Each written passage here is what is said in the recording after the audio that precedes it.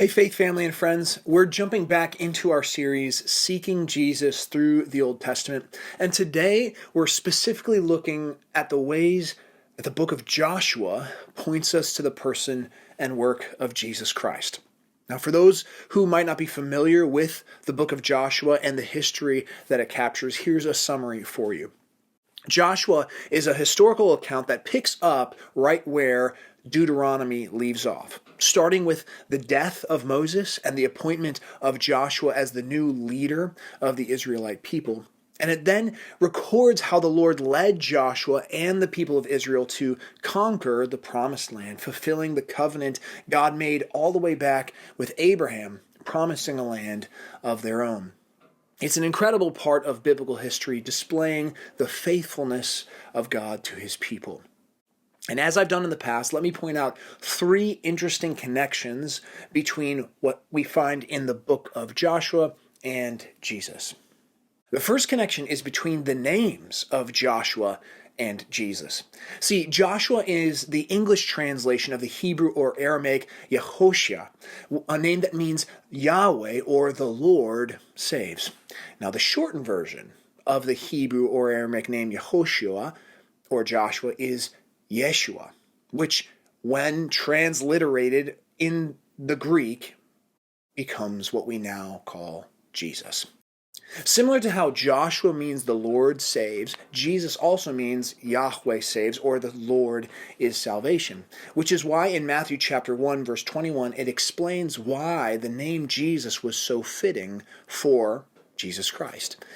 The angel was speaking to Joseph, Jesus' basically earthly father, if you will, the husband of his mother, and the angel explained, "She will give birth to a son, and you are to give him the name Jesus, because he will save his people from their sins." So in Jesus, we see the ultimate expression of the Lord's salvation. Not just saving his people from their enemies in conquest of the promised land, as we see in the book of Joshua, but saving them from their sins for eternity.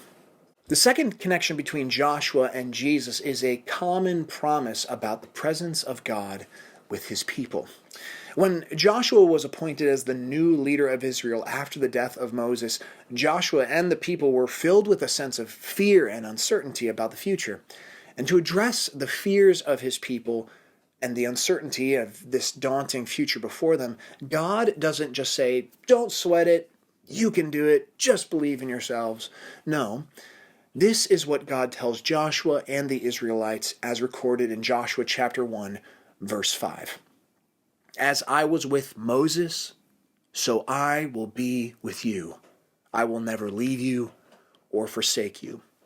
Approximately 1,400 years later, the followers of Jesus faced a scary and daunting future. After Jesus' resurrection, Jesus told his disciples that he was going to depart from them and that they were called to a conquest of sorts, not to a promised land, but a spiritual conquest of making disciples of all nations.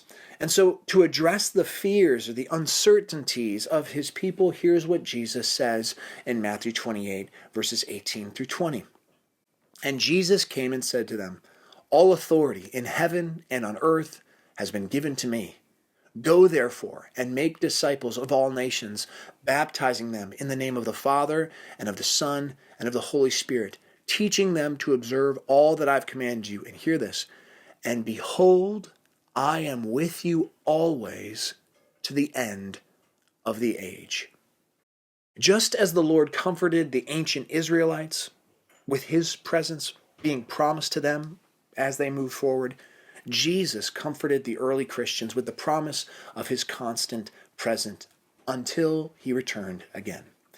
Because the bottom line for God's people at any point in history is that if God is with us, we don't have to live in fear. Because God himself is faithful to fulfill his purposes in and through our lives. The third and final connection between the history of Joshua and Jesus that I want to point out for you is that the Son of God actually makes an appearance in the book of Joshua long before he became Jesus Christ. Now let me give a little background here. To begin their conquest of the Promised Land, Joshua and the Israelites were first confronted with the fortress city of Jericho and its inhabitants. Before approaching Jericho, Joshua needed to come up with a plan of attack. Joshua had already been in many battles alongside Moses, and so he probably was trying to think through what tactics they could use as we understand them humanly speaking. And so, as he went away from the Israelite camp to think and to try and strategize, in that moment of solitude, Joshua was visited by someone, as recorded in Joshua chapter 5, verses 13 through 15. It says, "When Joshua was near Jericho, he looked up and saw a man standing in front of him with a drawn sword in his hand. Joshua approached him and asked, 'Are you for us or for our enemies?' 'Neither,' he replied. 'I have now come as commander of the Lord's army.'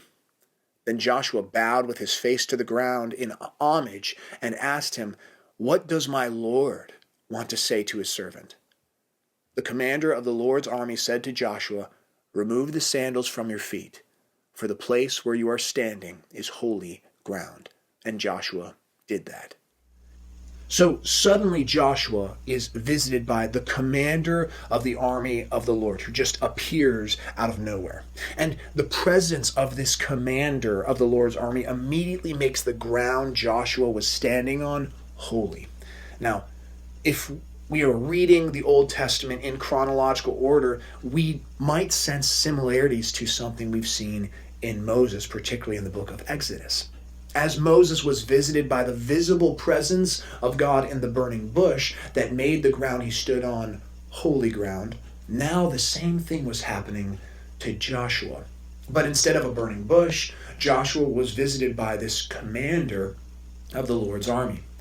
Now, the traditional understanding of what's going on here is that this is the Son of God appearing before he was eventually born as the Son of the Virgin Mary and became known as Jesus Christ.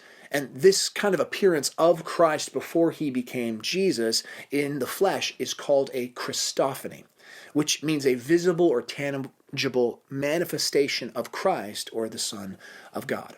Now, you might say, well, how do we know that this was Christ and not just, some angel with a special position of authority? Because eventually Jesus testifies to the fact that he has authority over the angel army of the Lord in Matthew 26, verse 53. So Jesus was anything but helpless in the face of this opposition, because he had the authority to command the angels in the army of the Lord to come to his aid if he wanted it. Why? Because Jesus Christ is the Son of God, the commander of the army of the Lord, who visited Joshua all those years before. In the 13th century BC, Christ guided the people of Israel to conquer Jericho on their way to inhabiting the promised land. In the 1st century AD, Christ conquered the enemies of his people, sin, death, and the devil by achieving eternal victory through his death on the cross and his resurrection from the grave. But he was and always will be the commander of the army of the Lord. By considering Joshua, we are led to consider that Jesus Christ is the one who saves us, he is always with us, and he commands the armies of the Lord to aid us whenever needed, providing the comforting confidence we need when it comes to the eternal destiny of our souls or the daunting challenges that may come. I pray that studying the book of Joshua in a Christ-centered way brings you encouragement, and next time we'll carry on by considering how the book of Judges points us to the person of Jesus as well, Lord willing. So until then, take care, and God bless.